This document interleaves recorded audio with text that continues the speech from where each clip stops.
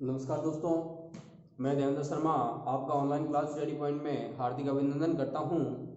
और हमने पिछली कक्षाओं में अध्ययन किया था मौर्य काल के कलिंग आक्रमण यानी अशोक के विषय में। उसी को हम आगे पढ़ते हैं। देखो कि कलिंग आक्रमण के विषय में आपको मैंने बताया था कि अशोक के काल में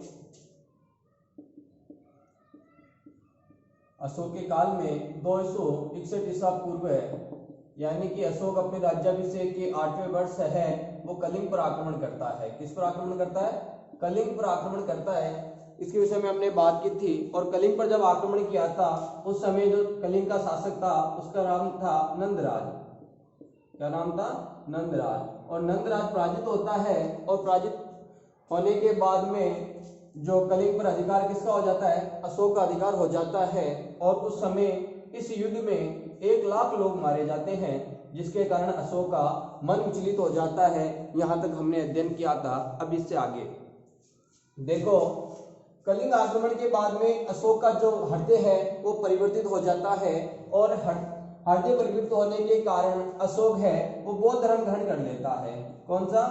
बौद्ध जो धर्म है वो ग्रहण कर लेता है, बौद्ध धर्म को अपना लेता है, बौद्ध धर्म ग्रहण कर लेता है। और उसे जो बौद्ध धर्म की शिक्षा दीक्षा दी जाती है वो देता है निग्रोध एवं उपगुप्त। यानी कि अशोक है वो निग्रोध और उपगुप्त के प्रभाव में आने के बाद में कलिंग के आक्रमण करने यानी 261 ईसा पूर्व बौद्ध धर्म ग्रहण कर लेता है। देखो, राजतरंगिणी के अनुसार जो राजतरंगिणी कलहन की रचना है, ये किसकी है? कलहन की है। जो कलहन की राजतरंगिणी है उसके अनुसार जो अशोक है वो बौद्ध धर्म से पहले शिव का उपासक था। किसका उपासक था? शिव का उपासक था। यानी कि जो अशोक है वो राजतरंगिणी कलहन के अनुसार पहले शिव का उपासक था। और बाद में कलिंग आक्रमण के बाद में जब 1 लाख लोगों के शवों को उन्होंने देखा तो उनका हृदय परिवर्तित हो गया और निग्रोध और उपगुप्त के प्रभाव में आकर के अशोक ने बौद्ध धर्म को ग्रहण कर लिया। और उसने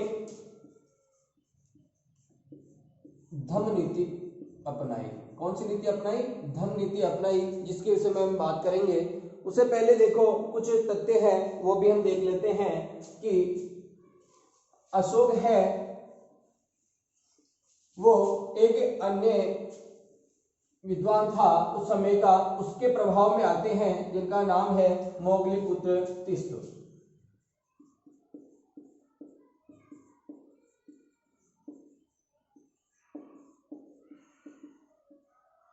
मोगलीपुत्र तिस्त के प्रभाव में आकर के अशोक है वो आजीविकाओं के लिए आजीविकों के लिए 4 गुफाओं का निर्माण करता है। कितनी गुफाओं का निर्माण करवाता है? 4 गुफाओं का निर्माण कराता है।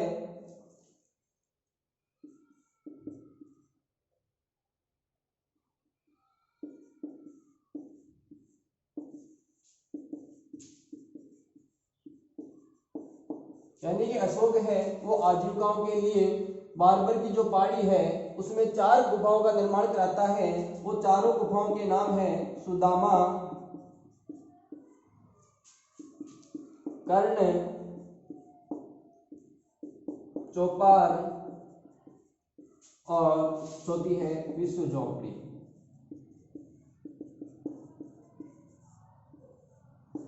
देखो कि मोगलीपुत्र तिस्त के प्रभाव में आता है अशोक और आजीविकों के लिए 4 गुफाओं का निर्माण करता है, सुदामा, कर्ण, चौपार और विश्व झोपड़ी। और वे अपने राज्याभिषेक के 10वें वर्ष बोध गया की यात्रा करते हैं। कहां की? बोध गया की यात्रा करते हैं और अपने राज्याभिषेक के 20वें वर्ष कपिलवस्तु यानी लुम्बिनी लुम्बिनी की यात्रा करते हैं। कहा कि 10वें वर्ष बोधगया की और 20वें वर्ष है वो लुम्बिनी की यात्रा करते हैं। और इसका जो वर्णन है वो हमें मिलता है रुमंदेय अभिलेख से।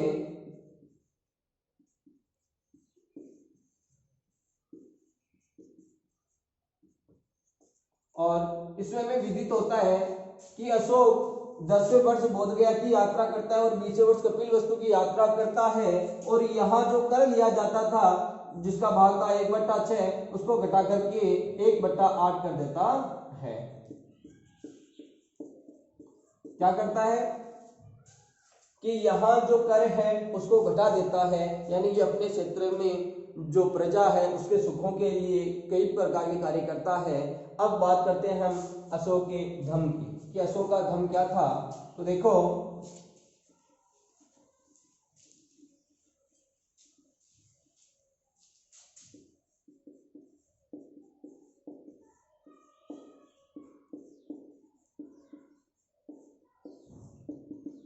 देखो अगर हम बात करें अशोक के धम्म की तो अशोक के धम्म से तात्पर्य यह था कि अशोक ने अपने प्रजा के नैतिक कल्याण के लिए जो आदर्श प्रस्तुत किए वही अशोक का धम्म था।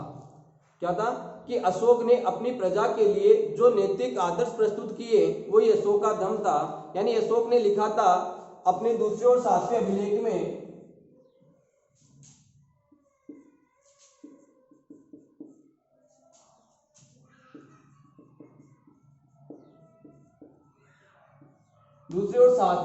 में अशोक अपने धम्म की परिभाषा देता हुआ कहता है कि जो राजा होता है वो प्रजा का पिता होता है और प्रजा राजा की संतान होती है। अतः राजा का कर्तव्य बनता है कि वह अपने प्रजा के सुखों के लिए उसके कष्टों के निवारण के लिए कार्य करे और प्रजा का यह कर्तव्य बनता है कि अपने राजा के दिखाए हुए मार्ग पर चले। यानी कि कहने का तात्पर्य यह था कि अशोक ने जो पहले शस्त्र और विजय की जो नीति थी उसे छोड़ करके अब दया दान की नीति अपनाई, अपने प्रजा के सुखों के लिए अनेक कार्य किए। उन्होंने सार्वजनिक तालाबों को निर्माण करवाया, सार्वजनिक जो क्षेत्र है धर्मशालाएं हैं उनका निर्माण करवाया, सड़कों पर छायादार वृक्ष लगाए। उन्होंने अपने पाप जनता के पाप जो कर्म है उनको निवृत्त करने के लिए दया दान अहिंसा को अपनाने के लिए उन्हें प्रेरित किया। अपने माता पिता और गुरुजन हैं उनकी जो सम्मान है करने के लिए प्रेरित किया और उन्हें दान देने के लिए भी प्रेरित किया। तो ये सभी कार्य हैं अशोक की धम्म नीति के तहत आते हैं। यानी अशोक ने अब जो काम किए थे वो ये थे कि भाई मेरी प्रजा है वो नैतिक जीवन जिए और उनका कल्याण हो और साम्राज्य है वो समृद्ध हो। यही अशोक का धम्म था। तो आपके समझ में आ गया होगा कि अशोक का धम्म क्या था। यानी अशोक ने अपनी प्रजा के नैतिक कल्याण के लिए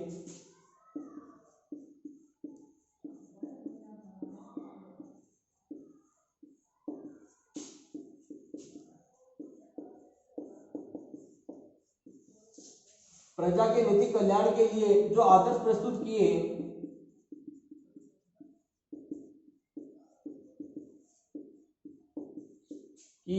वो ही क्या था अशोक का धम्म। यानी प्रजा के कल्याण के लिए जो कार्य किए वो अशोक का धम्म था। और देखो अशोक ने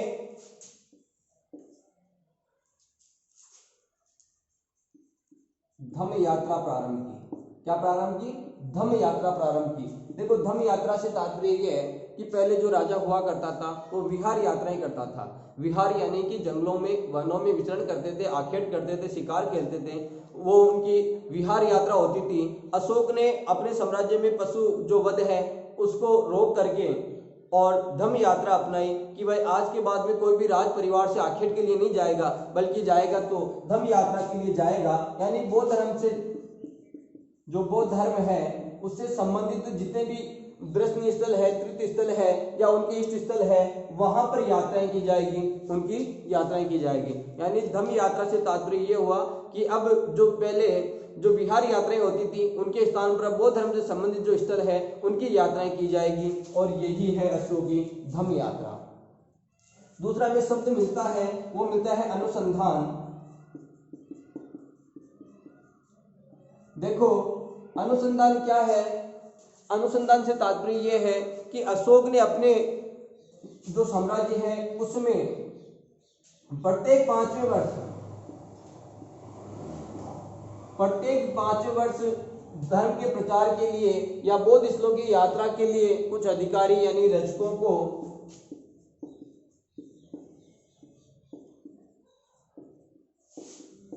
रजकों, युक्तों और प्रादेशिकों को नियुक्त किया। किनको नियुक्त किया?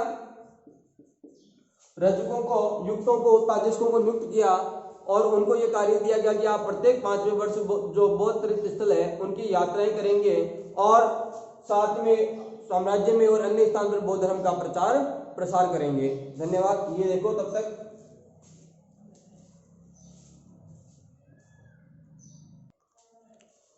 और देखो इन रजकों को, युक्तों को और प्रादेशिकों को जो धर्म की प्रचार प्रसार के लिए भेजा जाता था उन्हें ही अभिलेखों में अनुसंधान कहा गया। उन्हें ही अभिलेखों में क्या कहा गया? अनुसंधान कहा गया। अब हम बात करते हैं धम्म महामात्र की। देखो ये धम्म महामात्र क्या था इसके विषय में हम बात करते हैं। तो अशोक है, उसने अपने राज्याभिषेक के 14वें वर्ष बौद्ध धर्म के प्रचार प्रसार के लिए अपने अधिकारियों को भेजा था। वही उनका धम्म महामात्र था। वही क्या था? धम्म महामात्र था। इसके तहत अशोक ने अपने पुत्र और पुत्री संघमित्रा और महेंद्र को श्रीलंका भेजा था। कहां भेजा था? श्रीलंका। बौद्ध धर्म के प्रचार प्रसार के लिए संघमित्रा और महेंद्र को श्रीलंका भेजा था और अन्य कंबोडिया, वियतनाम आदि क्षेत्रों में भी कई जो धर्म प्रचारक है उनको अशोक के द्वारा भेजा गया था। तो वो उनके महामात्र थे, यानी बौद्ध धर्म के प्रचार प्रसार के लिए जो भेजे गए। और साथ ही इसके तहत जो ये नियुक्त किए गए थे, रजको, युक्त और प्रादेशिक जो नियुक्त किए थे, उनको ये कार्य दिया गया कि जो अपने जेलों के अंदर जो कारावास में जो कैदी हैं उनके जो कष्ट हैं उनका निवारण किया जाए, उन्हें जेलों से छोड़ दिया जाए या उनका जो अपराध है उसको क्षमा कर दिया जाए, आदि सभी कार्य धम्म महामात्रों के द्वारा किए गए। तो एक बार देखो फिर से अशोक का धम्म यानी दूसरे और सातवें अभिलेख में अशोक के धम्म की परिभाषा दी गई है।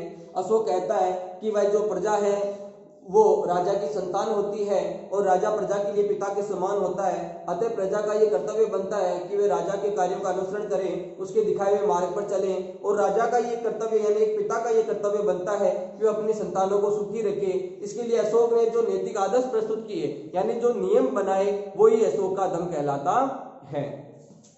फिर हमने बात की धम्म यात्रा की। तो अशोक ने जो पहले विहार यात्रा थी यानी जो आखेट कार्य किया जाता था उसके स्थान पर धम्म यात्रा अपनाई यानी बौद्ध धर्म से संबंधित स्थलों की यात्राओं का कार्य प्रारंभ किया। अनुसंधान यानी प्रत्येक 5वें वर्ष जो रजकों, युक्तों, प्रादेशिकों को धर्म प्रसार के लिए भेजा जाता था वो ही उसका अनुसंधान कहलाता था। और धम्म महामात्र से तात्पर्य हुआ कि धर्म प्रसार के लिए और जनता के कष्टों को दूर करने के लिए जिन अधिकारियों को नियुक्त किया गया वो ही धम्म महामात्र कहलाते हैं। अब बात करते हैं, देखो अशोक एकमात्र ऐसा सम्राट था जिसने जो जानकारी है वो अभिलेखों के माध्यम से दी। किनके माध्यम से दी? अभिलेखों के माध्यम से दी। देखो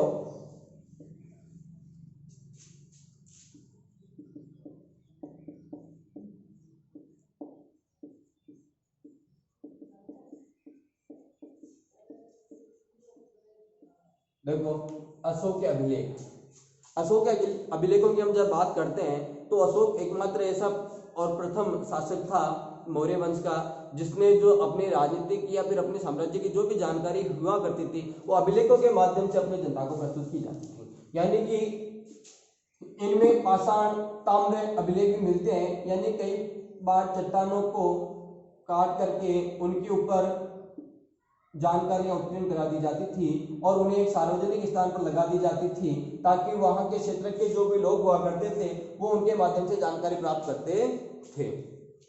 कई जगह लोहे स्तंभ मिलते हैं, यानी लोहे का एकाश्म जो टुकड़ा होता था उसके ऊपर कई लेख उत्कीर्ण करने के बाद उसे लगा दिया जाता था। यानी कि अशोक ऐसा एकमात्र व्यक्ति था या प्रारंभिक प्रथम ऐसा व्यक्ति था जिसके हमें कई जो अभिलेख प्राप्त होते हैं और वो अभिलेखों के माध्यम से अपनी प्रजा को जानकारियां दिया करता था। और देखो अशोक को ये जो प्रेरणा मिली वो मिली थी दारा शिकोह प्रथम से। किससे मिली थी? डेरियस प्रथम या दारा शिकोह प्रथम।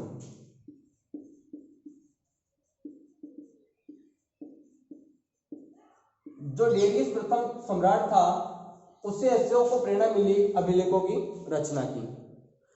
एक बार रिपीट करें कि जो अशोक का धर्म था उसके तहत अशोक ने जो आदर्श प्रस्तुत किए थे वो क्या थे, वो अशोक की नीति थी जिसे अशोक का धर्म कहा गया। हाँ तो देखो हमने बात की भाई अभिलेख, अशोक के अभिलेखों के बारे में बात कर रहे थे कि अशोक को जो प्रेरणा मिली वो ईरानी राजा था, ईरानी राजा दारा या जिसे डेरियस प्रथम कहा गया, उससे अभिलेखों की इतनी प्रेरणा मिली अशोक को और उसके बाद में अशोक ने विशाल क्षेत्र में अनेक अभिलेखों को स्थापित करवाया। और उसमें अभिलेख भी 3 प्रकार के थे, एक शिलालेख, एक लघु स्तंभलेख और एक वृत्त स्तंभलेख। देखो हम बात करें जब शिलालेखों की, यानी शिलाओं पर जो जानकारियां उत्कीर्ण करवाई गई वो शिलालेख थी, और स्तंभों पर यानी धातु के जैसे लोहा धातु है, अन्य जो धातु है या पत्थर के जो स्तंभ बनाए हुए थे आकाश में, उन पर जो लेख उत्कीर्ण करवाए वो स्तंभ लेख कहलाते हैं। देखो जब शिलालेखों की बात करें तो चौगडावृत्त शिलालेख है वो हमें 8 स्थानों से प्राप्त होते हैं। कितने स्थानों से प्राप्त होते हैं?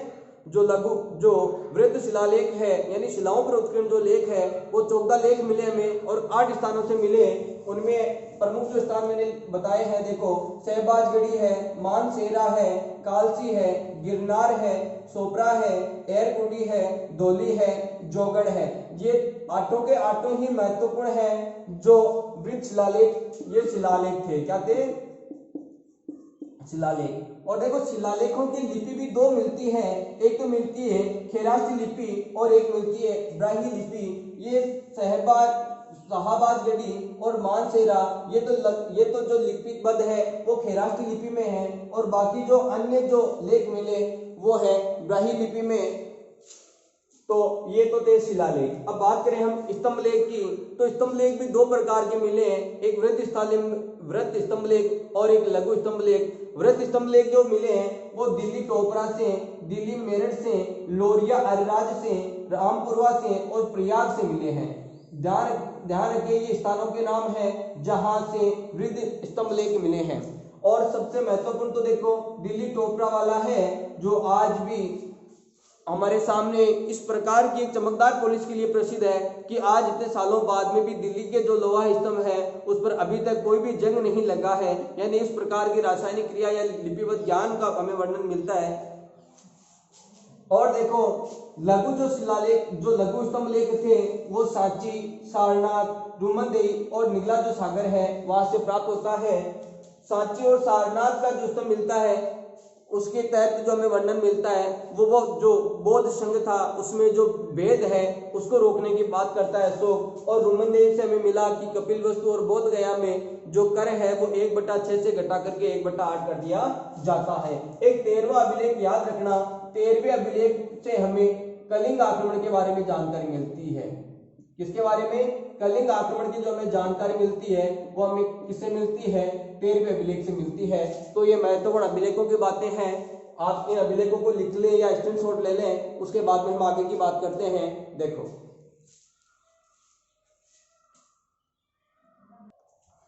आपने इनका स्क्रीनशॉट ले लिया होगा।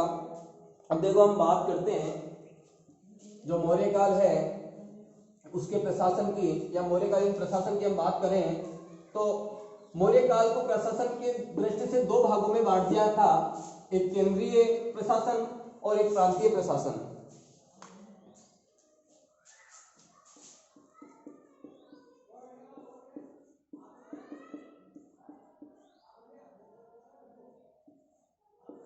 देखो जो मौर्य काल में जो प्रशासन था या मौर्य प्रशासन है उनको 2 भागों में बांट दिया, एक तो केंद्रीय प्रशासन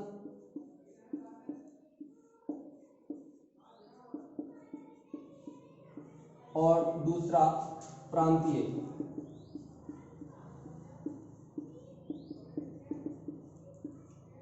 देखो जिस प्रकार वर्तमान में केंद्र सरकार और राज्य सरकार होती है, केंद्र सरकार का राज्यों पर नियंत्रण होता है लेकिन वो स्वतंत्र स्थानीय सत्ता भी राज्यों के हाथों में होती है, उसी प्रकार केंद्रीय प्रशासन और राज्य को हम प्रांतीय प्रशासन के रूप में मौर्य काल में बांटा गया कि केंद्र में सर्वस्व राजा हुआ करता था और प्रांतों में उन राजा के जो परिवार के और उच्च अधिकारी हुआ करते थे वो प्रांतीय प्रशासन को देखा करते थे।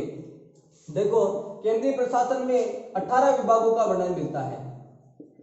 कितने 18 विभागों का मंडन मिलता है, जिन्हें तीर्थ कहा जाता था। क्या कहा जाता था?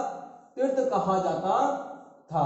और इन जो तीर्थ है, इन 18 विभागों के जो प्रमुख अधिकारी होता था उसे महामात्र कहते थे, महामात्र कहते थे। और इनका जो कार्य होता था, केंद्रीय प्रशासन के जो 18 विभाग है उनका कार्य होता था प्रांतों के ऊपर अपना नियंत्रण रखना, राजस्व का ब्यौरा रखना और केंद्रीय जो शासन संचालन है उसकी देखरेख करना। विभिन्न विभागों के अध्यक्षों का कार्य हुआ करता था वार्षिक रिपोर्ट तैयार करना और अपने साम्राज्य की संपूर्ण जानकारी वह सम्राट को देना। ये सभी कार्य इन 18 तीर्थों के हुआ करते थे। यानी केंद्रीय प्रशासन को 18 विभागों में बांटा गया था, जिन्हें तीर्थ कहा जाता था। और तीर्थ के जो प्रमुख अधिकारी होता था उसको महामात्र कहा जाता था। और ये महामात्र जो राज परिवार है उसके सदस्य हुआ करते थे। और देखो, केंद्रीय प्रशासन में दो शब्द मिलते हैं, समाहर्ता और सन्निधाता। समाहर्ता और सन्निधाता। देखो, समाहर्ता और सन्निधाता का जो कार्य था, जो समाहर्ता है वो राजस्व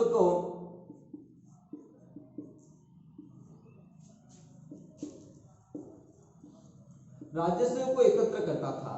यानी कि जो समाहर्ता अधिकारी होता था वो केंद्रीय प्रशासन के अंतर्गत इन 18 विभागों में राजस्व एकत्र करने का काम करता था। यानी कि प्रत्येक जो विभाग है उनसे राजस्व जो प्राप्त करना होता था वो किसका काम होता था? समाहर्ता का होता था। और सन्निधाता है वो कोषाध्यक्ष हुआ करता था। क्या हुआ करता था? कोषाध्यक्ष हुआ करता था। और इसका कार्य होता था राजकोष का ब्यौरा रखना और अपने जो अधीन जो आने वाले क्षेत्र हैं उन पर नियंत्रण रखना। तो ये समाहर्ता और सन्निधाता दो शब्द मिलते हैं। और प्रांतीय प्रशासन है उसके अंदर जो रज्जुकों की नियुक्ति की गई थी उनका ये कार्य होता था कि प्रत्येक ग्रामीण इकाई में नियंत्रण रखना और उनके जो विषय है उनकी जानकारी रखना, उसके सीमा क्षेत्र का ब्यौरा रखना, ये प्रांतीय प्रशासन का कार्य हुआ करता था। अब हम बात करें, देखो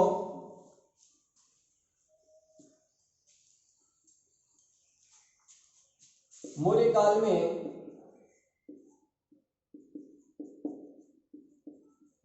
न्यायिक व्यवस्था कैसी थी?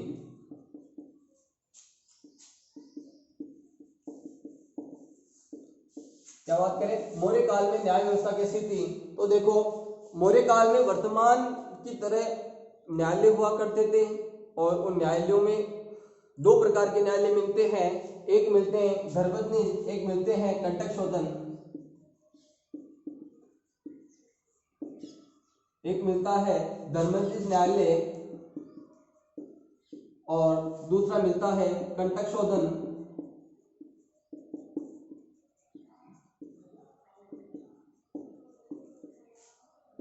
कि राज्य में भ्रष्टाचार न हो, राज्य में अपराध नहीं हो, इसके लिए दो प्रकार के न्यायालय थे।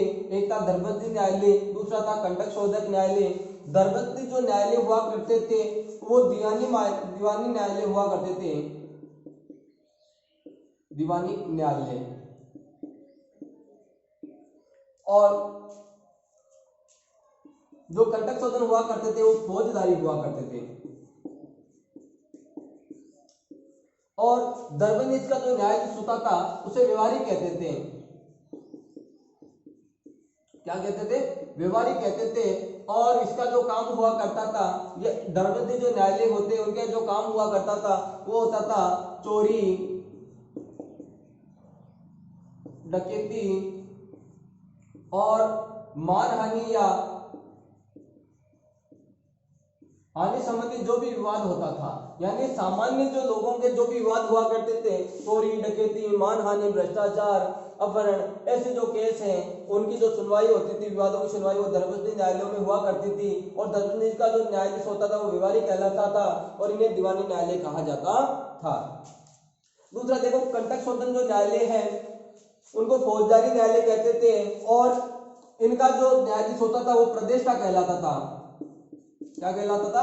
प्रदेश का कहलाता था।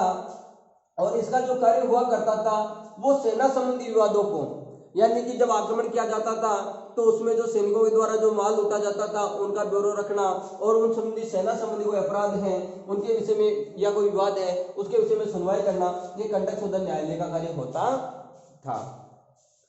तो ये होगी न्यायिक व्यवस्था की बात। अब हम बात करते हैं सामाजिक व्यवस्था की। किसकी बात करते हैं? सामाजिक व्यवस्था। तो देखो कौटिल्य या चाणक्य की जो पुस्तक थी अर्थशास्त्र है, उसमें अर्थशास्त्र में जो न्यायिक व्यवस्था है उसका भी वर्णन मिलता है और सामाजिक व्यवस्था का भी वर्णन मिलता है। और इसमें चाणक्य या कौटिल्य लिखता है कि कोई भी राज्य हो उसके 7 अंग होते हैं। कितने अंग होते हैं? 7 अंग होते हैं। पहला राजा, दूसरा अमात्य यानी मंत्री, तीसरा जनपद यानी उसका क्षेत्र, चौथा सेना, पांचवा दुर्ग, इसने दुर्ग को भी महत्व दिया है। देखो राजा, अमात्य, जनपद, सेना, दुर्ग, प्रजा। भाई राजा होगी तो प्रजा भी चाहिए, और मित्र यानी कि राजा के मित्र भी होने चाहिए। तो अर्थशास्त्र में सामाजिक व्यवस्था के अंतर्गत लिखा हुआ है कि कोई भी साम्राज्य हो, कोई भी राज्य हो, उसके लिए एक राजा होना चाहिए, उसका अमात्य होने चाहिए यानी मंत्री होने चाहिए, जनपद एक क्षेत्र होना चाहिए, उसकी सेना होनी चाहिए, दुर्ग होना चाहिए, प्रजा होनी चाहिए और उसका मित्र होना चाहिए। ये 7 अंग बताए थे अर्थशास्त्र में कौटिल्य ने। किसने बताए? कौटिल्य ने या चाणक्य ने। किसी भी राज्य के 7 अंग होने चाहिए। और साथ ही में वहां की सामाजिक व्यवस्था का वर्णन भी मिलता है कि उस समय प्रमुखतया 4 वर्ग थे। किसान जो कृषि कार्य किया करते थे, और व्यापारी जिन्हें पणिन कहा जाता था,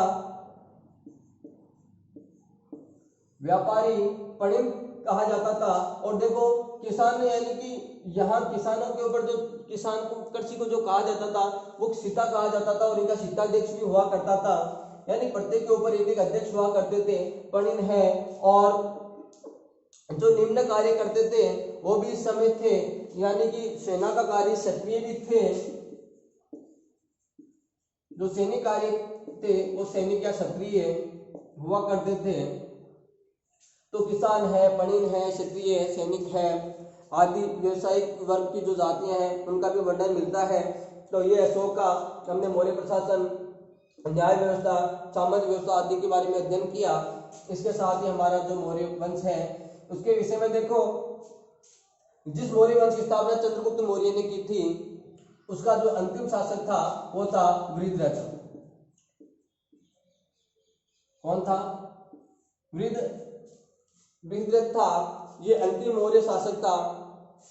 और अशोक है, उसके बारे में हमने पढ़ा कि अशोक 232 ईसा पूर्व तक शासन करता है, और ये 40 वर्ष शासन करने के बाद में इसकी मृत्यु हो जाती है। उसके बाद में इसका उत्तराधिकारी सुसीम बनता है, और सुसीम के बाद के जितने भी उत्तराधिकारी आए वो दुर्बल उत्तराधिकारी थे, और अंतिम जो मौर्य सम्राट था वो वृद्धरथ था।